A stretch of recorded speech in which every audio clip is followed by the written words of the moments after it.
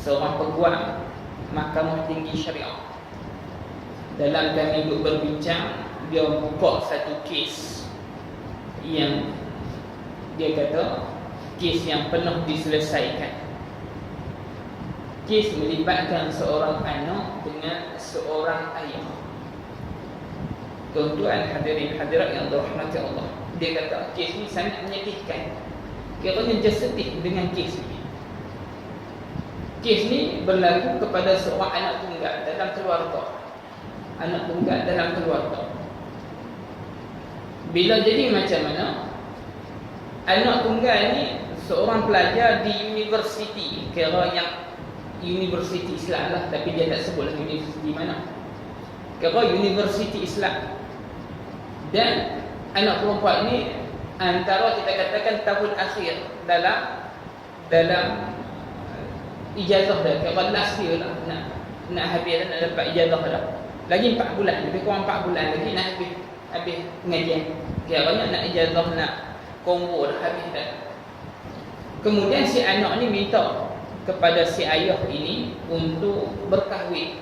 Kiranya lagi 4 bulan lagi nak habis ni, si anak ni minta ke ayah dia untuk berkahwin. Kemudian ayah dia tak membenarkan si anak ni kahwin. Ayah dia tak bagi. Sebab ayah dia kata tolong habiskan 4 bulan ataupun tolong habiskan pengajian. Lepas tu kahwin lah. Ayah dia tak bagi. Kemudian si anak ni cerdik tu, mungkin tahu undang-undang apa. Anak ni pun memfailkan kes ke mahkamah. Sebabkan si ayah tak bagi. Kiranya nak mendapatkan kebenaran daripada wali. Kalau wali sendiri tak benarkan, nak mendapatkan wali hakim. Dia ayah tak bagi, tak apa lah, wali hakim ada. Maka si anak ni failkan kes ke mahkamah. Maka berbicaralah dua orang hamba Allah Ta'ala ni, anak dengan si ayah. Bukannya anak dengan orang lain, anak dengan ayah sendiri. Bila duk berbicara tuan-tuan dalam bab kes ni, maka yang arif ataupun tuan hakim ni, dia pun tanya kepada si ayah, sebab apa si ayah tak benarkan anak kahwin.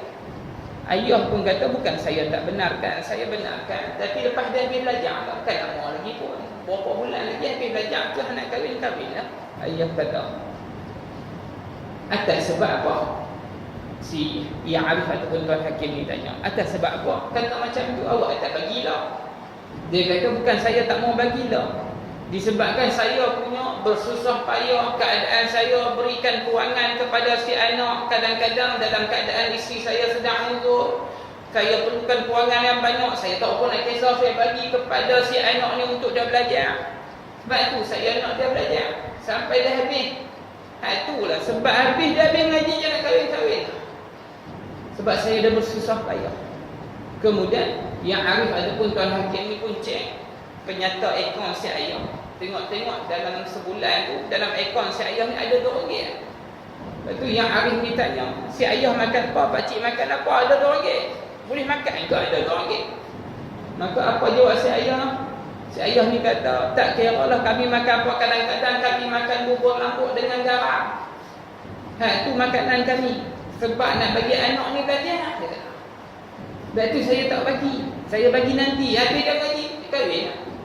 Kemudian bila dah dengar perbicaraan dua-dua macam ni, maka yang arif ni pun buat keputusan. Mengikutkan kepada hati, dia kata saya memang tak benarkan anak ni kahwin. Yalah, sebab tengok kesusahan ayah macam tu. Tapi dia kata, yang hakim ataupun si hakim ni kata, tetapi kerana ini Malaysia, Malaysia ada perlembagaan, Malaysia ada undang-undang. Mengikut kepada undang-undang, saya terpaksa membenarkan si anak ni kahwin.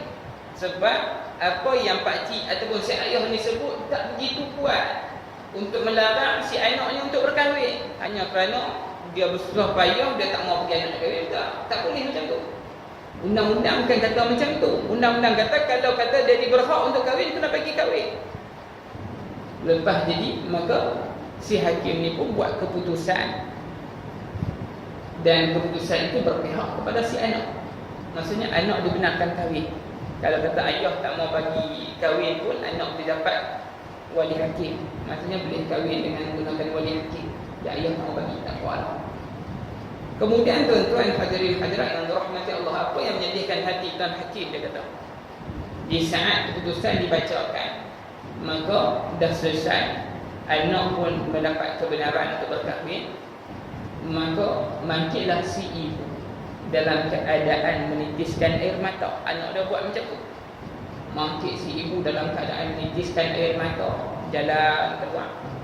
Mangkit pula ayah dia dalam keadaan kecewa, putus asa, dalam keadaan terasa. Si ayah ni pergi jumpa si anak tadi, tuan-tuan. Si ayah pergi jumpa dengan si anak. Lalu apa yang ayah kata kepada si anak ni? Ayah kata apa? Tuan Hakim ceritalah. Ayah kata apa? Ayah kata kepada si anak perempuan, tahniah. Ayah kata, selamat pengantin baru. Dan satu perkataan yang dikeluarkan oleh si ayah ni yang membuatkan hati dia suka. Ayah dia kata apa? Lepas ni jangan jumpa aku. Habis, tuan-tuan. Apabila ayah kata macam tu, tuan-tuan, full stop bagi si anak. Salah satu qad haram Allah alaihim jannah. 3 golongan yang Allah Ta'ala haramkan masuk syurga. Yang pertamanya apa? Al-aqu, anak derhaka ibu bapa. Maksudnya Allah Ta'ala tu pernah sebut 3 golongan yang tak masuk syurga ni. Al-aqu, anak derhaka ibu bapa. Dalam hadis yang kedua juga, dalam benda yang sama, Nabi sebut salah satu la yanzurullah yaumal qiyamah. 3 golongan juga yang Allah Ta'ala tidak akan pandang mereka di hari akhirat nanti. Di hari kiamat nanti Allah Ta'ala tak akan pandang 3 golongan. Yang pertama juga al-aqu, anak derhaka ibu bapa. Tuan-tuan, ayah mengeluarkan satu perkataan, lepas ni jangan menjumpa aku habis, tuan-tuan. Kita menjadi anak yang derhaka. Tapi tuan-tuan, saya Hakim ni tambah lagi satu yang lagi menyedihkan hati aku. Dia kata, di saat ayah kata lepas ni jangan menjumpa aku, anak senyum boleh kahwin. Tuan-tuan, anak senyum boleh kahwin. Kok lah nak kata minta maaf kat mak dia ke, kat ayah dia ke, dah anak senyum boleh kahwin. Masya Allah. Kita tak salahkan mana-mana pihak dah, tapi kita kata sebagai muhasabah diri. Kalau hari ni anak senyum pun, masuklah tandas ke. Anak senyum pun, baliklah rumah dulu. Jangan senyum depan mak dan ayah yang sedang kecewa. Sebab Allah Ta'ala sebut wala taqul lahuma uffin. Kita kata pun tak boleh dah. Ini pula senyum. Masya Allah. Kita kata Masya Allah, tuan. Hebat anak-anak hari itu. Lepas tu kadang-kadang kita kena faham permainan syaitan laknat tu. Tuan-tuan jangan ingat syaitan tak cerdik. Syaitan cerdik, tuan-tuan. Syaitan cerdik.